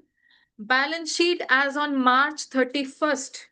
Liabilities, assets, equity capital है, 10% डेट है, रिटेन अर्निंग्स है, करंट लाइबिलिटी है, नेट फिक्स्ड एसेट्स है और करंट फिक्स्ड एसेट्स है। Income statement ध्यान से देखो, सेल्स में से ऑपरेटिंग एक्सपेंसेस माइनस कर दी इंक्लूडिंग डेप्रिसिएशन। हम अभी आज ही सीखा है ऑपरेटिंग एक्सपेंसेस में क्या क्या कवर्ड हो गया, फिक्स्ड कॉस्ट भी और वेरिएबल कॉस्ट भी। ईबीआईटी ऑनवर्ड्स इन्होंने खुद ही इनकम स्टेटमेंट बना के दे दीजिए। ठीक है, देख लेते हैं। Determine the degree of operating financial and combined leverage at the current sales level if all operating expense other than depreciation are variable cost। आज ये क्वेश्चन किया जिसमें हमें assumption लिखनी पड़ गई थी that depreciation is the only fixed cost। यहाँ पर क्वेश्चन सामने से बोल रहा है depreciation is the only fixed cost, depreciation के अलावा बाकी खर्चे वेरिएबल हैं। तो आप एक काम करो, यहां से यहां तक ना रीऑर्गेनाइज कर लो, पूरी इनकम स्टेटमेंट बनाने की जरूरत नहीं है। मुझे एक्चुअली ओएल निकालने के लिए, ऑपरेटिंग लीवरेज निकालने के लिए कंट्रीब्यूशन चाहिए, इसके लिए मुझे फिक्स कॉस्ट और वेरिएबल कॉस्ट को अलग अलग करना पड़ेगा। आप बस रीऑर्गेनाइज कर लो यहां तक। देख लेते हैं। ओहो, और मैं कर देती हूँ। हाँ, 1.75 ठीक बता रही हो, ठीक है ठीक है, आराम आराम से, कोई जल्दबाजी नहीं है बेटा। आप इनकम स्टेटमेंट बस थोड़ी सी रीऑर्गेनाइज कर लो।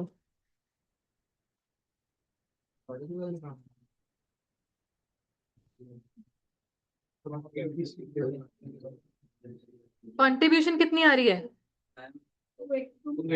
और वेरिएबल कॉस्ट 60। ये लो, आपने थोड़ा सा बस यहां तक ही ठीक करना है चीजों को। हाँ, यहीं तक ही बनाना है। आप बताओ जो कह रहे हो। अच्छा, ऑपरेटिंग लेवरेज 1.2 ठीक है फाइनेंशियल लेवरेज 1.5 ठीक है, 1.75 एग्जैक्ट है ना। अगर लीवरेजेस ने आगे जाके यूज होना है तो मेक श्योर या तो वो एग्जैक्ट हो या 4 डेसिमल प्लेस तक हो। ठीक है, अगली रिक्वायरमेंट में कौन सी लीवरेज यूज होगी, आराम से काम करो, जो कर चुके हैं मैं उनसे बात कर रही हूँ। अगली रिक्वायरमेंट में कौन सी लीवरेज यूज होती हुई लग रही है? ठीक है, करो। पहले तो ओएल, एफएल और सीएल निकालने में किसी को कोई दिक्कत है तो वो बताओ। कंबाइंड लीवरेज 1.749 आप मल्टीप्लाई कर रहे हो क्या ओएल और एफएल को? बट पूरा डेसिमल पूरा डेसिमल तक 1.749999 आ रहा है क्या? 1.75 बिल्कुल कड़क आंसर आ रहा है। नहीं है,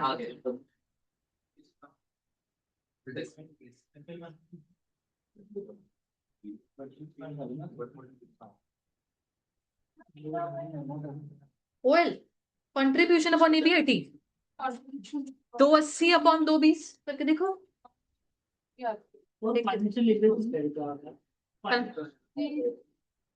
नहीं आ रही फाइनेंशियल, फॉर्मूला क्या लगा रहे हो? हाँ, प्रेफरेंस डिविडेंड तो है ही नहीं, देखो तो ईबीआईटी अपॉन ईबीटी रह गया। हाँ, करके देखो। हाँ जी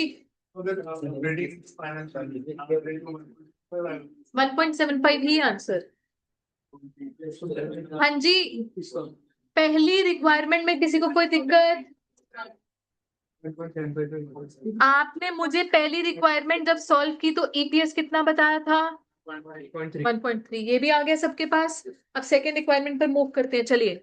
If total assets remain at the same level but sales increase by, point number 1, increase by 20%, point number 2, decrease by 20%, what will be the EPS at new sales level? बेटा sales का impact EPS पर कौन सी leverage? Combined leverage. मेरे साथ साथ लिखो अब ये रिक्वायरमेंट।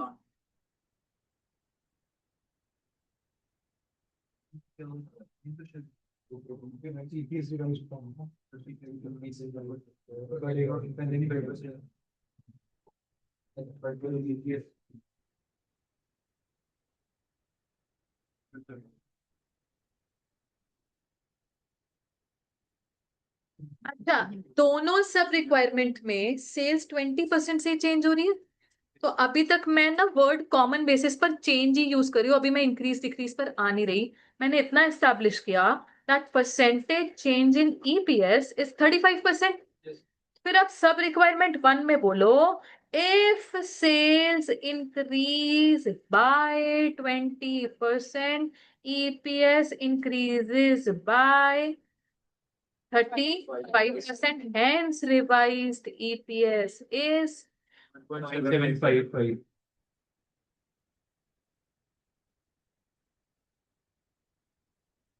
आप मुझे ये बता रहे हैं 1.7। 55.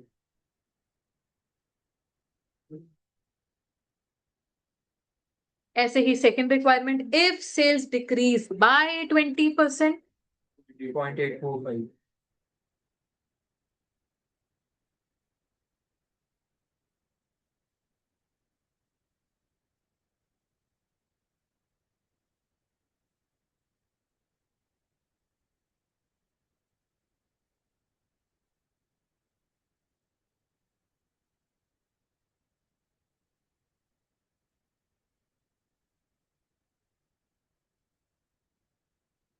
.845।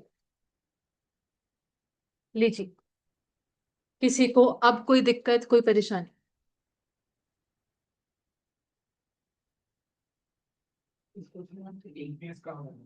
ईपीएस बच्चे ओरिजिनल इनकम स्टेटमेंट ईएटी तक तो बनी हुई थी। EAT he earnings for equity है, इसको divided by number of equity shares कर दो, है ना? ईपीएस रिवाइज ईपीएस कैसे निकाला? आप एक सेकेंड, यहां तक ओके है? यहां तक ओके है? रिवाइज रिवाइज, अरे मेरी राइटिंग है थोड़ी ऐसी है। हाँ जी शुड आई एक्सप्लेन फर्दर? किसने पूछा था बेटा? आगे बढ़ाओ बताओ। हाँ जी आगे बताओ, एक्सप्लेन करो। परसेंटेज चेंज इन ईपीएस तक ओके है? ठीक है। उसके बाद हम इंडिविजुअल सिचुएशन पर आगे। एक जगह सेल्स इंक्रीज हो रही थी, एक जगह सेल डिक्रीज हो रही थी। सेल इंक्रीज करेगी तो ईपीएस भी तो इंक्रीज करेगी, वो पहले से पता चल गया 35% से। If sale changes by 20% EPS changes by 35%। So if sales increases by 20%, EPS will increase by 35%. Original EPS 1.3 थी, ये आई हुई है 1.3। 1.3 को 35% से बढ़ा दो, ठीक है। ऐसे दूसरी में सेल्स कम हो रही है तो ईपीएस भी कम होगी। अब उस केस में ईपीएस को 35% से कम करवा दो, राइट? Okay done. बच्चे क्वेश्चन नंबर 13 की शक्ल जानी पहचानी लग रही है?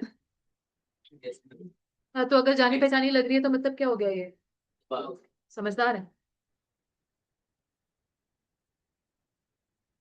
Question number 13 is in your homework. आज पहले कौन सा क्वेश्चन दिया था? 9 दिया था, अब एक 13th भी जुड़ के आगे देख लेते हैं क्या जोड़ सकते हैं। 13th क्वेश्चन में जस्ट लाइक आज वाला क्वेश्चन, दो ओएल निकलेंगी क्योंकि दो अलग अलग फिक्स कॉस्ट है ना। बट इंटरेस्ट भी आगे दो दो है तो एफएल कितनी निकलेंगी? 4।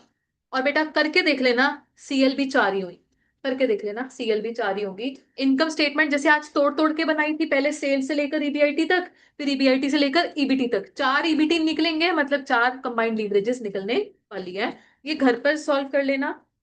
14th आज नहीं करते हैं, 15th पर आ जाओ। 15 क्वेश्चन नंबर 15 प्लीज, अभी करना है क्वेश्चन नंबर 15।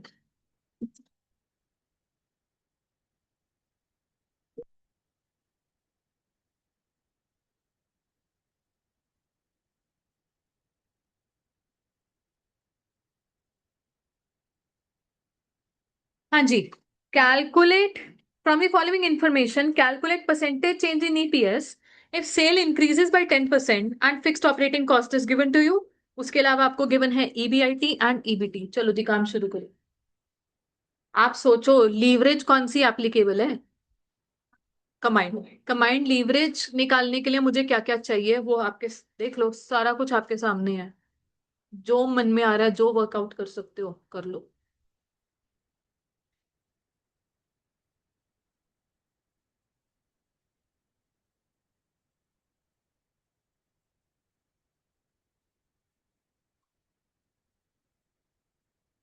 कमांड लीवरेज निकालनी है जी।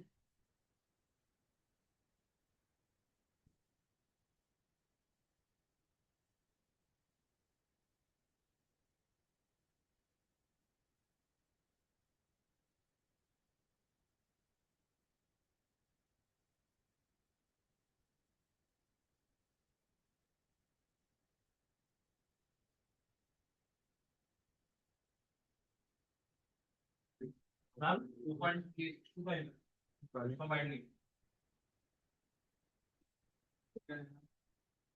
हाँ जी, हाँ जी, 2.3625 ठीक बता रहे हो, ठीक बता रहे हो।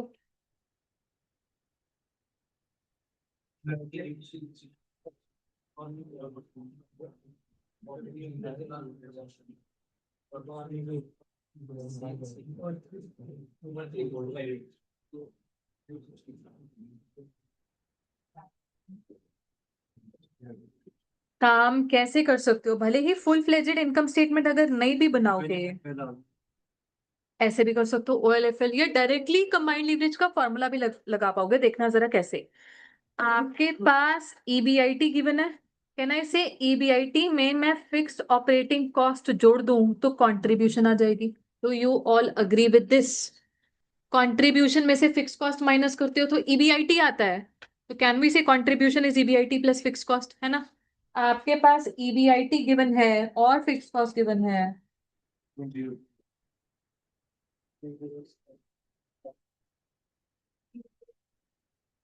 ये कितनी आ रही है, कंट्रीब्यूशन कितनी आ रही है? 33,07,500। अच्छा, अब ना सीधा फॉर्मूला लगाओ कंबाइंड लीवरेज का। Contribution upon EBT. वैसे पूरा फॉर्मूला लिखने को तो प्री टैक्स प्रेफरेंस डिविडेंड भी है, but in this question denominator में सिर्फ और सिर्फ ईबीटी एप्लीकेबल है और वो क्वेश्चन डायरेक्टली बता रहा है 14 लाख। तो ये आपके पास आ रही है जी 2 लो जी, अब यहां से परसेंटेज चेंज वाला आंसर दे दो। What is percentage change in EPS if sales increases by 10%? बिल्कुल ठीक है, मैं डायरेक्टली लिख रही हूँ आंसर। मैं कंबाइंड लीवरेज का परसेंटेज चेंज वाला फॉर्मूला नहीं लिख रही, आप प्रॉपरली लिखें। मैं फाइनल आंसर लिख रही हूँ 23.625%।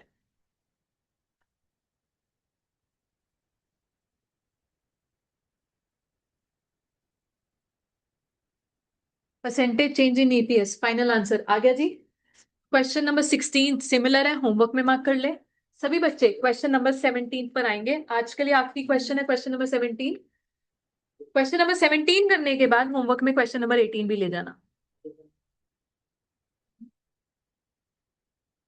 क्वेश्चन नंबर 17 सभी बच्चे स्टार्ट कर दें कृपया। हाँ जी, 16th and 18th will be homework.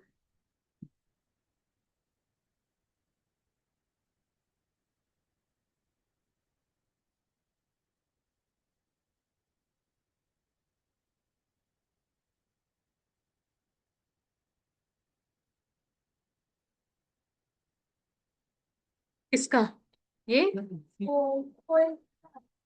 15th की बात कर रहे हो मेघा? ओएल, अगर ओएल निकालते हो इधर वैसे मैं बात एक सेकेंड बेटा, ओएल आ रहा था आपका 1.05 और एफएल आ रहा था 2.25, दोनों को मल्टीप्लाई करके आ गया। हाँ जी, सभी बच्चे क्वेश्चन नंबर 17 ट्राई करें। ईएटी पूछा है।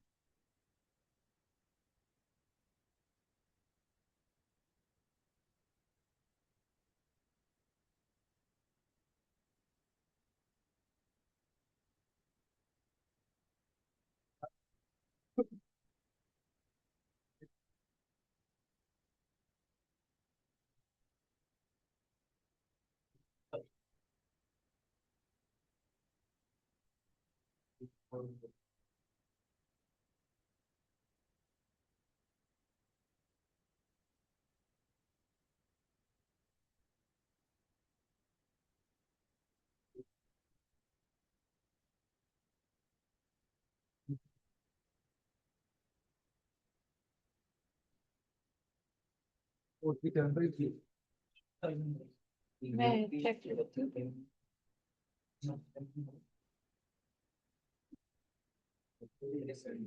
हाँ, वर्किंग्स दिखाओगे? पॉइंट्स में आ रहा है। कितना आ रहा है बताओ। इजी है इजी। ईएटी सीधा फाइनल आंसर बताओ।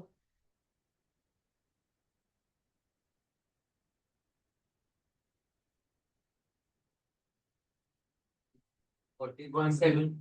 10977. सही। आपके पास डिफरेंट आंसर है? 10-9 सर। हाँ जी, एक बार अपनी वर्किंग्स दिखाओगे बच्चे? 10-9 वर्किंग्स दिखा दो।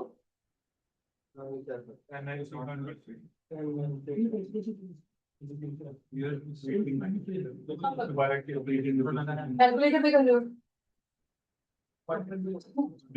लिख लिख के करो, लिख लिख के करो। हाँ जी, ईएटी का करेक्ट आंसर आपके सामने स्क्रीन पर है।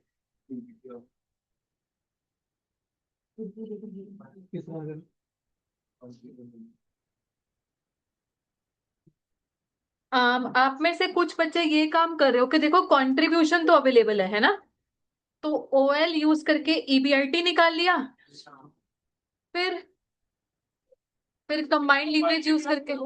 एग्जैक्टली, ओएल यूज ही नहीं करनी। मेरे को इस क्वेश्चन में एक्चुअली इनकम स्टेटमेंट प्रॉपर बनाने की जरूरत ही नहीं है। सीधा काम बताऊं आपको, आप ना पहले कंट्रीब्यूशन ढंग से निकाल लो कि पर यूनिट तो 150 है इंटू 2500 यूनिट। मेरे पास कंट्रीब्यूशन की अमाउंट कितनी आ रही है? 375। आप सीधा लगाओ ओएल का फॉर्मूला, सॉरी कंबाइंड लीवरेज का फॉर्मूला, बिना इनकम स्टेटमेंट बनाए ये फॉर्मूला लगाओ जी। हमें पता है प्रेफरेंस डिविडेंड नहीं है, तो डिनोमिनेटर सिंप्लीफाई होकर क्या बन जाएगा? ईबीटी। कंबाइंड लीवरेज कितनी है? 24। कंट्रीब्यूशन कितनी है? 375। यहां से ईबीटी आ गया बेटा। ईबीटी कितना आ रहा है? 15625। और ईबीटी में टैक्स माइनस करो 30%। 4687। लो जी, ये काम था। इनकम स्टेटमेंट बनाकर किया तो गलत नहीं है, बिल्कुल ठीक है वो भी, बट ये शॉर्टकट था। ओके है। Similar question, question number 18 homework में मुझे एक बारी आज का होमवर्क कंफर्म करवाओ। एक तो क्वेश्चन नंबर 9 दिया था, 9, 13, 16, 18, चार ही क्वेश्चंस हैं, और ये 16 और 18 तो बिल्कुल ही छोटू हैं। ठीक है, होमवर्क कर लेना बेटा। ध्यान से सुनिए प्लीज। आई थिंक सो आपके स्कैनर जल्दी आ जाएंगे थोड़े दिनों में। जब स्कैनर भी आ जाएगा साथ के साथ इस चैप्टर को हम पैक करेंगे। This chapter tends to take a back seat जब बाकी सारे चैप्टर्स भी टूट कर पड़ते हैं। यू नो, लेटर से आपका फर्स्ट पार्ट सिलेबस टेस्ट आया, उसमें ये भी होगा, आगे के 2 चैप्टर भी होगा, हो सकता है स्ट्रेटेजिक मैनेजमेंट का पहला चैप्टर हो, तो ऐसे में फोकस उधर चला जाता है। इस चैप्टर पर फोकस नहीं होता क्योंकि इजी है। मैं ये नहीं कहूंगी बाकी मुश्किल है, ये कंपैरेटिवली इजियर है। देखे दिखाए एक जैसा क्वेश्चन चल पड़ेगा। तो ये अभी की तैयारी मांगेगा, बाद में इसकी सेपरेट तैयारी का शायद उतना टाइम नहीं बचता आप लोगों के पास। साथ के साथ होमवर्क करो, कोई पेंडेंसी नहीं रखनी। कल मुझे सभी बच्चों की कॉपीज में ये 4 क्वेश्चन दिखने चाहिए, ठीक है? चलो जी, आज के लिए इतना ही। अच्छा, एक सेकंड, एक सेकंड। आप